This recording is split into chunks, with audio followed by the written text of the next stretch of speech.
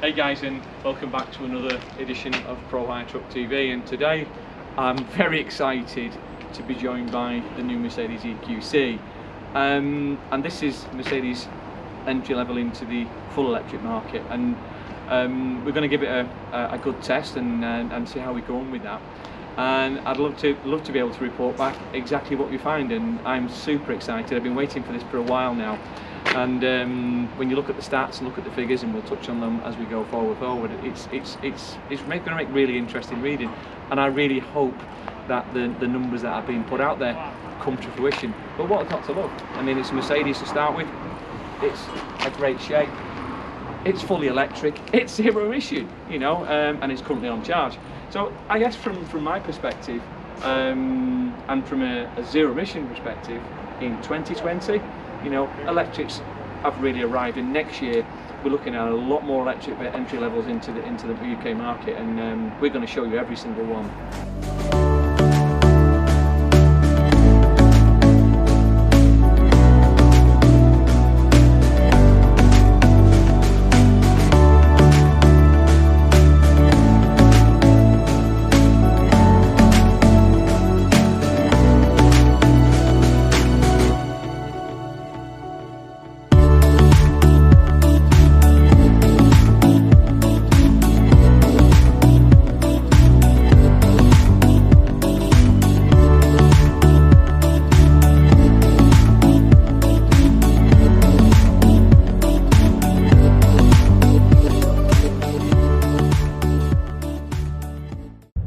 So I've managed to complete the first part of the journey, and of course, you know, the vehicle still is just outstanding, you know, and it has to be said, it's one of the best electric vehicles that I've ever driven.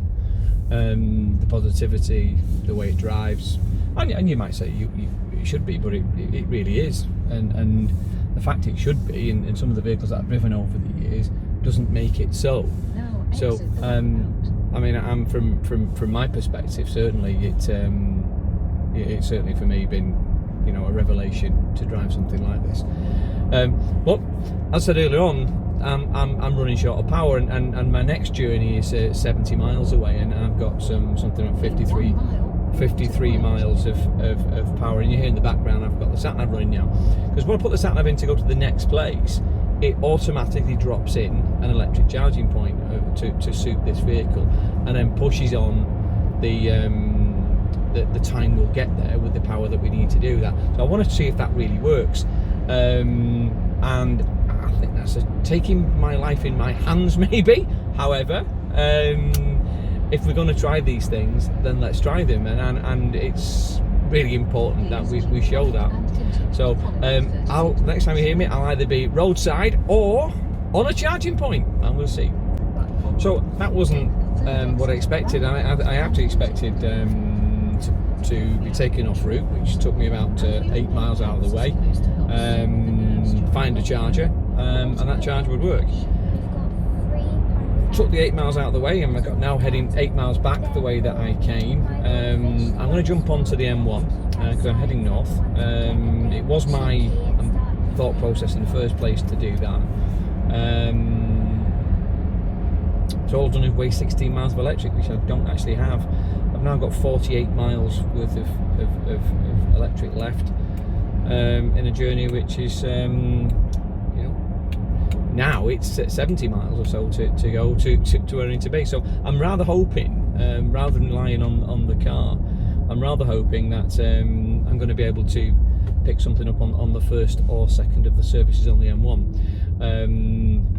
But we'll see very soon, I guess. So fingers crossed. Little bit of an anxiety, but I put this in on purpose today because I wanted to see what it's like not to have enough power, you know, and not to plan your journey, just to go out there and use a vehicle as you would normally use it, and I guess we'll see.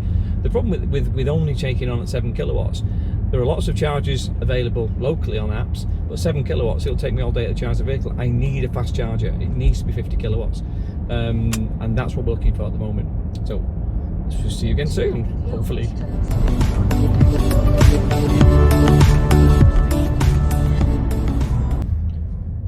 So interestingly enough, which is back in, I've decided to ignore the sat-nav, who kept trying to take me back to a charger that simply just didn't exist. We took me to the place and there was no charger there. So I kind of persevered. Instead of resetting the sat-nav, I kind of knew the direction I wanted to travel. And I did have a reason. I wanted to actually see what it would do. And after about 10 excruciating miles of being told to turn round at the next roundabout, it's completely changed its tack on this, and it's added in a new charging point, which is 50 kilowatt charger, it says on the screen, reconfigured my destination, time and mileage to account for the amount of power that I'm going to have to onboard to get to this point. That's brilliant, as long as the next place I turn up at actually has a charger. So it's for me, it's well, I hope it does, and then I'll be very excited if it does have that. You'll certainly know one way or another very soon. So panic seems to be over for now. I've not tried a plug-in yet, but I thought we'll show you how that works for me anyway, not how you do it. So I ignored the sat-nav completely about sending me back to where I came from, and it's taking me here. I expected it was taking me to the motorway. It hasn't actually. It's taking me to an industrial estate just short of the motorway with a 50 kilowatt charger. So apparently it's plug and play. Let's have a look, shall we?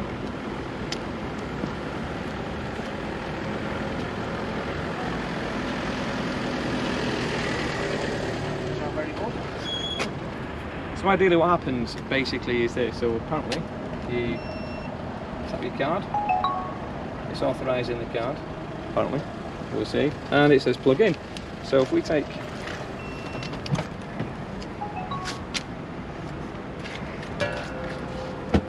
should be a 50 kilowatt charger, and we plug in, we're on. And we start a 3V charge. So we've stopped for about an hour, and we've added 100 miles in that time, which is 50 kilowatts. It says charging at 50 kilowatts. It's been charging at 45 with 31 kilowatts on boarded, £11. Yeah, okay, around 30p a kilowatt hour. That should be enough for where we want to go to the next part of the journey. So hopefully it says here that I stop that, and apparently then that'll stop the charging, and I should be able to release the vehicle. Charging says it's stopped.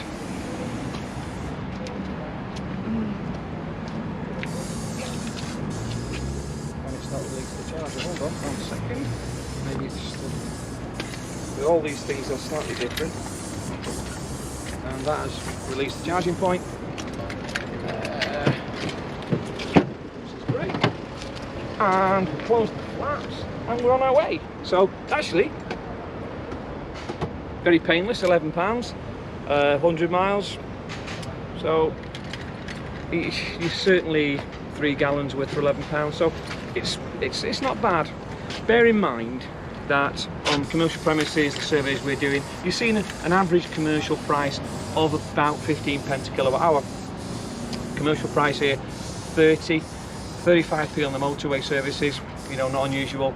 And on the Tesla charging points, I've seen the 150 chargers at 22p. So a real mix of prices at the moment, but we've got power, we're on board, next part of the journey. This is an interesting little bit of the journey. So we're coming across on the M1 now, across into Manchester, and I'm on my way to another OEM. One of the interesting things about this is I'm on a 50 miles an hour road, and the car itself has picked up the fact that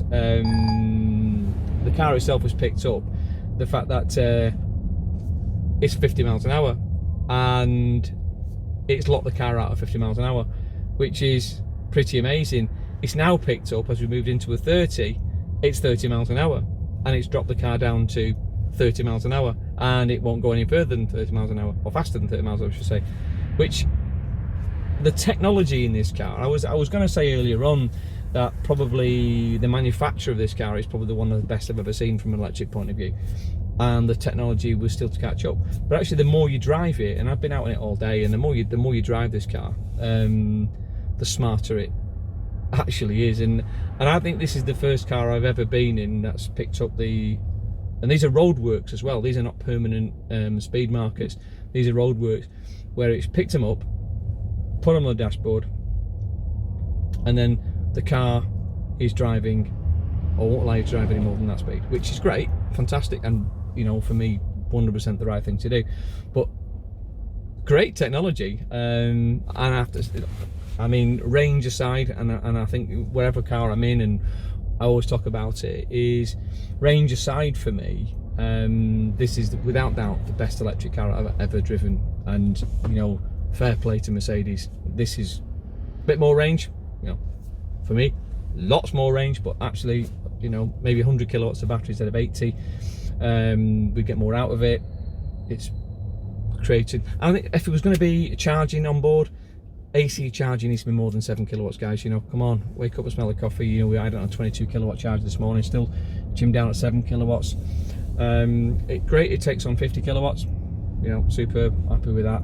Takes on 50 kilowatts. But the fact you can go on to like a Tesla or something like that, you can onboard at 150 kilowatts. You know, so speed has got to be there, and because people have got to use these as you would use your normal car, and no one wants to spend, you know, 2 hours refueling. You know, you've got to be in, boom, charge up, and go again. But love the tech, guys, absolutely love the tech, and it's coming from, here we go, boom, restrictor off, back into 60, and away you go, and restricted obviously 60, but we were at 30, and it's come straight out, and then as you pass the sign, the clock changed.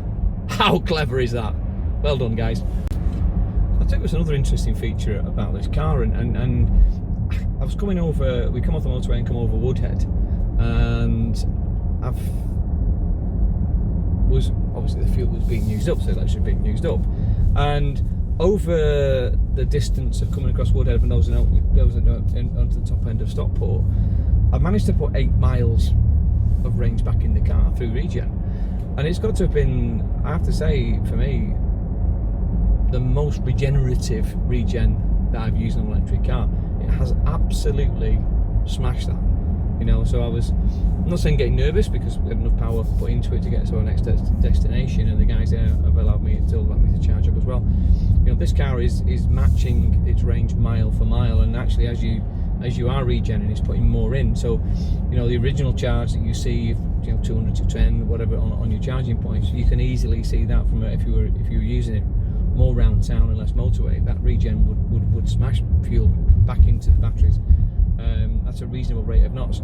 That's, I had to mention that, because that's in all of the Regens and all the electric vehicles I've driven over the years, that's about the best I've seen. That really pushes the charge back into the batteries, and I guess it's what we need. You know, you look at what we're trying to achieve in further and further ranges. You know, another smart trick. However you've done that, brilliant, love it, and long may it last. You know, again, for me, a bit more power would be great, but cars, brilliant, love it.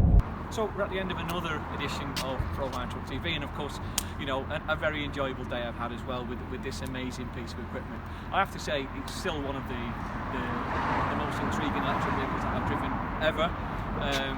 I love it, and thanks to Mercedes for providing me an opportunity to give you some feedback on what is certainly one of the best electric vehicles on the ground out there today. I hope you enjoy what we do. If you can, please like, subscribe and share, and we're back again with something very interesting very soon.